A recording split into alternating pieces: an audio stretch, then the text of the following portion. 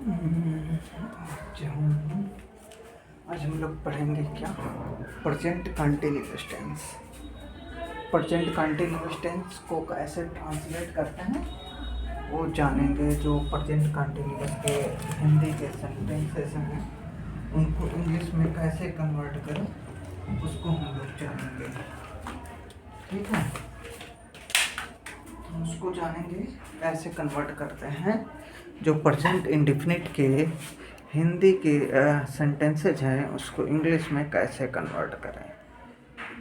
तो दोस्तों मैं बताऊं आपको कि सबसे पहले आपको किसी भी सेंटेंस के हिंदी के सेंटेंसेज को इंग्लिश में कन्वर्ट करने के लिए हमें क्या करना होता है। सबसे पहले हिंदी के सेंटेंसेस को पहचानना पड़ता है।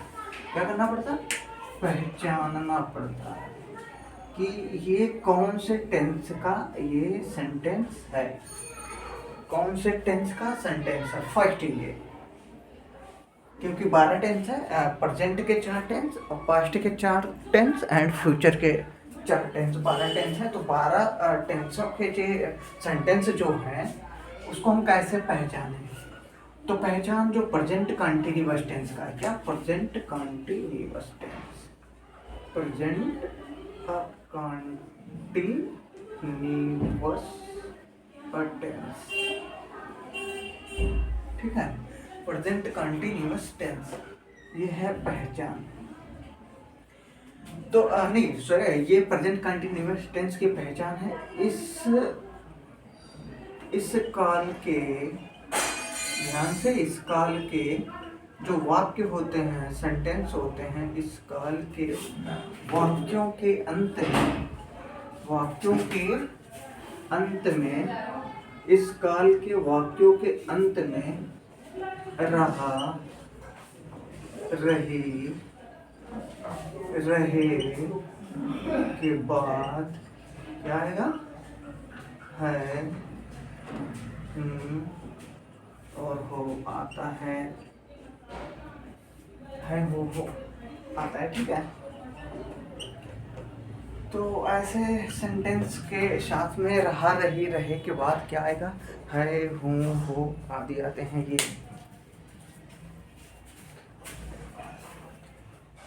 क्लियर है? इस जो प्रेजेंट कंटिन्यूअस टेंस है इसकी पहचान हम कैसे करेंगे। मीन्स दैट जैसे कोई सेंटेंस लिखा है, वह स्कूल जा रहा है, सपोज ये लिखा है स्कूल जा रहा है, ये सेंटेंस है हमारा, जा रहा है। तो हम इसको पहचानेंगे। 12 टेंस है, 12 टेंस में एक कौन से टेंस का ये सेंटेंस है, इसको पहचानने के लिए ये मैं बता रहा हूँ। यहाँ पे रहा, रही, रहे के बाद ये है, हूँ, हो आता है, ठीक है।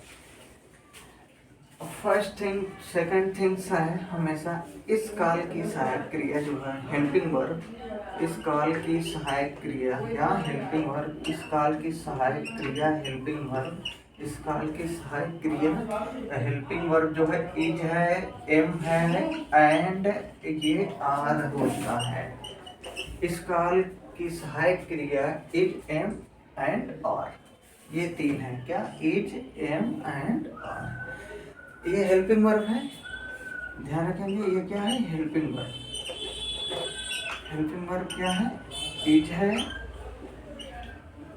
एंड एम है एंड ये आर है, ये है हेल्पिंग वर्ब। इस काल की सहायक क्रिया जो है इज, एम, आर, ओके। और थर्ड चीज है इस काल के जो सेंटेंस है, इस टेंस के जो सेंटेंसेस हैं उसकी मुख्य क्रिया की फर्स्ट फॉर्म में आईएनजी लगाते हैं। इस काल के सेंटेंसों की मुख्य क्रिया की फर्स्ट फॉर्म में आईएनजी लगाते हैं, ये क्लियर है। इस काल के सेंटेंसों में इसकी मुख्य क्रिया जो होती है उसमें हम इज, एम, आर लगाएंगे। प्रेजेंट इंडेफिनिट टेंस में जैसे आपने डू, डज लगाया था और जो सिंपल सेंटेंस था उसमें यस या ईएस लगाया था। बट इस काल के सेंटेंसों में हम क्या करेंगे? मुख्य क्रिया की फर्स्ट फॉर्म में आईएनजी लगाएंगे। ये ध्यान रखेंगे। इस काल के, इस काल के, इस काल के, इस टेंस के, इस काल के मुख्य क्रिया की फर्स्ट फॉर्म में, मुख्य क्रिया की क्या करेंगे, मुख्य क्रिया की फर्स्ट फॉर्म में ing लगाते हैं। मीन्स दैट ये है कि अगर कोई सेंटेंस इंग्लिश में लिखा हुआ है तो इट मीन्स दैट वहाँ पे ing फॉर्म अगर लगा है तो हम पहचानेंगे वो प्रेजेंट कंटिन्यूअस टेंस का सेंटेंस है। अगर ing लगा है तो हम ये पहचान गए कि ये किसका सेंटेंस है, प्रेजेंट कंटिन्यूअस टेंस का वो सेंटेंस है।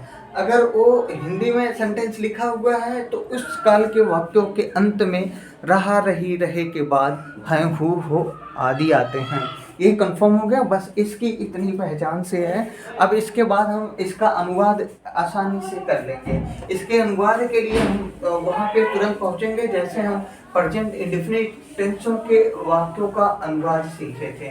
प्रेजेंट इंडेफिनिट के टेंसों का वाक्यों का अनुवाद हमने कैसे 3 टर्म में डिवाइड करके हमने अनुवाद किया था। फर्स्ट टर्म में क्या, ये हमने अफर्मेटिव सेंटेंस को क्या किया था, अफर्मेटिव यानी पॉजिटिव सेंटेंस को अफर्मेटिव सेंटेंस, और दूसरा जो हमारा है नेगेटिव सेंटेंस, और उसके बाद हमने क्या किया था, इंट्रोगेटिव सेंटेंसों का अनुवाद किया था। Affirmative positive sentence, negative sentence and interrogative sentence को सेंटेंस के वाक्यों का अनुवाद किया था। ये इंट्रोगेटिव 2 टाइप में कन्वर्ट हुआ था। फर्स्ट टाइप इंट्रोगेटिव एंड ये सेकंड टाइप इंट्रोगेटिव। ये कन्वर्ट करके ऐसे हम इनके सेंटेंसों को ये क्या कर दिए थे, इंग्लिश में बना दिए थे और उनको कन्वर्ट कर दिए थे हिंदी के सेंटेंसेस को। ये इतने क्लियर है कि अगर हमें किसी भी टेंस का ये 12 टेंसों में से किसी भी टेंसों का अगर हमें हेल्पिंग वर्ब याद है और अबाउट टू मुख्य क्रिया के बारे में जानते हैं कि फर्स्ट फॉर्म लगेगा, सेकंड फॉर्म लगेगा या थर्ड फॉर्म लगेगा, तो वो हम उस टेंस के हिंदी के सेंटेंसेस को बहुत इजीली क्या करेंगे, कन्वर्ट कर लेंगे। ओके, तो ये पहचान हो गया। अब हम कैसे उसके सेंटेंसेस को अनुवाद करें हम ये देखते हैं। ठीक है, फर्स्ट अफर्मेटिव सेंटेंसेस के अनुवाद को हम क्या करेंगे, कैसे अनुवाद करेंगे अफर्मेटिव सेंटेंस का। यहाँ पे लिखेंगे अफर्मेटिव सेंटेंस का अनुवाद कैसे होता है, अफर्मेटिव सेंटेंस का अनुवाद। ठीक है, अनुवाद बोले तो कन्वर्जन, उसका जो सेंटेंस का है उसको हम कैसे सेंटेंस को कन्वर्ट करेंगे ये हमें देखना है। ठीक है, दिस इज क्लियर। तो ये अकॉर्डिंग टू जैसे हमने प्रेजेंट इंडेफिनिट सेंटेंस का अनुवाद करने का तरीका यहाँ पे लिखा हुआ था, वैसे सेम हम यहाँ पे लिखेंगे। क्या लिखेंगे, same to same.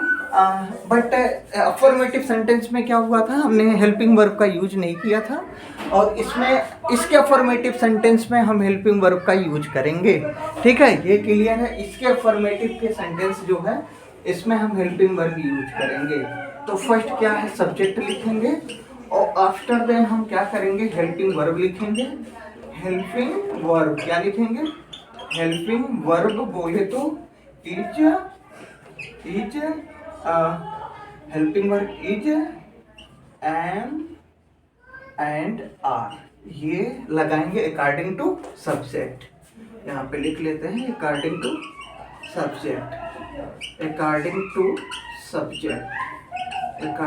Subject. Okay, फिर ये main verb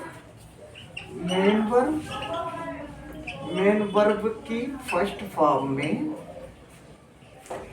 ing, main verb की फर्स्ट फॉर्म में ing प्लस ये ऑब्जेक्ट प्लस ये रिमाइंडर, ये लगाएंगे हम। अब ऐसे इनका यूज करके हम क्या करेंगे, जो हिंदी के सेंटेंसेस हैं उसको हम बहुत इजीली कन्वर्ट कर लेंगे इंग्लिश में। कौन से सेंटेंसेस, जो हिंदी के सेंटेंसेस है वो भी किसके, प्रेजेंट कंटिन्यूअस टेंस के अफर्मेटिव सेंटेंसेस का अनुवाद हम बहुत इजीली कर लेंगे। ठीक है, तो अब यहाँ पे एक चीज़ और क्लियर करेंगे, जो ये सब्जेक्ट है हेल्पिंग